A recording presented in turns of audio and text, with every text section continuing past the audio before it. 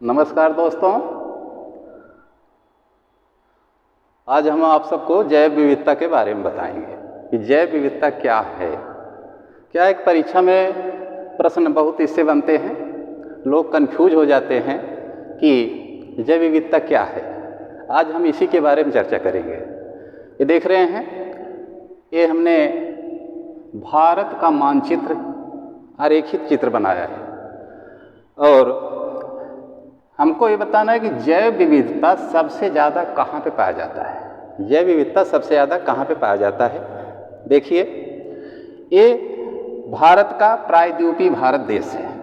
भारत का आधा भाग, इसे कहते हैं प्रायद्वीपीय भारत। और ये है केरल आपका। हम इसलिए पूरा चित्र नहीं बनाए हैं क्योंकि हमको सिर्फ ये बताना है कि जैव विविधता कहाँ पे पाया जाता है। तो दोस्तों, जैव विविधता सबसे ज़्यादा भारत में केरल में पाया जाता है। केरल में जैव विविधता सबसे ज़्यादा पाया जाता है और इसीलिए इसको हॉट स्पॉट कहा जाता है। हॉट स्पॉट इसीलिए कहा जाता है।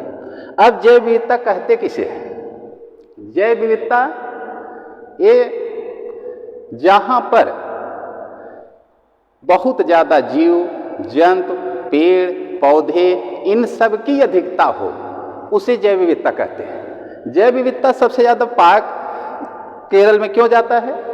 इसका कारण भी है क्योंकि यहाँ पर बहुत ज़्यादा बारिश होती है और बहुत ज़्यादा बारिश होने के कारण यहाँ पे जीव जंतु, पशु पक्षी, कीड़े मकोड़े, पेड़ पौधे आदि बहुत ज़्यादा पाए जाते हैं। ये किस लिए प्रसिद्ध है? कहा जाता है कि ये प्रश्न आता है कि जैव विविधता कहाँ पाया जाता है। तो जैव विविधता दोस्तों एक केरल में पाया जाता है। चलिए आगे देखते हैं। हम यहाँ पे क्वेश्चन भी लिखे हैं कुछ, देख लीजिए। शांत घाटी कहाँ है? शांत घाटी कहाँ है? इस शांत घाटी दोस्तों केरल में है। अगला क्वेश्चन है, शांत घाटी क्यों प्रसिद्ध है? शांत घाटी इसलिए प्रसिद्ध है क्योंकि वहाँ पर जैव विविधता का क्षेत्र है और जैव विविधता के क्षेत्र के कारण शांत घाटी प्रसिद्ध है। आइए हम इस पे थोड़ा और आपको बताते हैं। जैव विविधता दिवस आप जानते हैं 22 मई को मनाया जाता है। प्रतिवर्ष 22 मई को मनाया जाता है। जैव विविधता का इस शब्द का प्रयोग सर्वप्रथम प्रयोग वाल्टर यानी कि W.G. रोसेन ने किया था। सर्वप्रथम इसका प्रयोग W.G.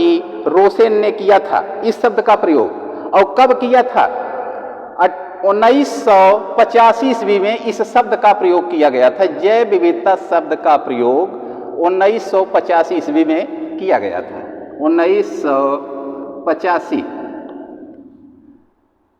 1985 ईस्वी में जैव विविधता शब्द का प्रयोग किया गया था। चलिए अब ये देखते हैं जैव विविधता के संकट क्या है। जैव विविधता के संकट क्या है? पहला संकट है प्राकृतिक आवास का नष्ट होना। प्राकृतिक आवास का नष्ट होना यानी कि प्राकृतिक जीव जंतु, पेड़ पौधे अगर नष्ट हो जाते हैं तो ये जैव विविधता का संकट है। दूसरा कारण क्या है? Global warming. ग्लोबल वार्मिंग आप जानते हैं, जब पृथ्वी के सतह का तापमान बढ़ जाता है तो इससे क्या होता है कि जीव जंतु, पेड़ पौधे नष्ट होने लगते हैं। ये भी आपका दूसरा पॉइंट भी जैव विविधता के संकट का कारण है। तीसरा है विदेशी प्रजातियों का आक्रमण। इसका मतलब समझ नहीं रहे होंगे आप लोग, हम बता देते हैं। विदेशी प्रजातियों का आक्रमण, इसका मतलब कि जो हमारे देश में नहीं, दूसरे देशों से जो पौधे यहाँ पर लाए जाते हैं, यानी कि जो बाहरी देशों से पौधे हमारे देश में लाए जाते हैं और यहाँ पर उस पौधे को लगाया जाता है तो वो यहाँ पर पौधे उग करके हमारे पौधों को नष्ट कर देते हैं, और जिसे हम बोरियल भी कहते हैं। बोरियल यानी कि कुछ पौधे चीन और नेपाल से आते हैं चीन और नेपाल वाले जो पौधे हैं 40% भारत में चीन और नेपाल के पौधे पाए जाते हैं और 60% अपने भारत के पौधे हैं। तो दोनों को मिश्रित भाग को बोरियल कहा जाता है। बोरियल दोस्तों याद रखिए, बोरियल, बोरियल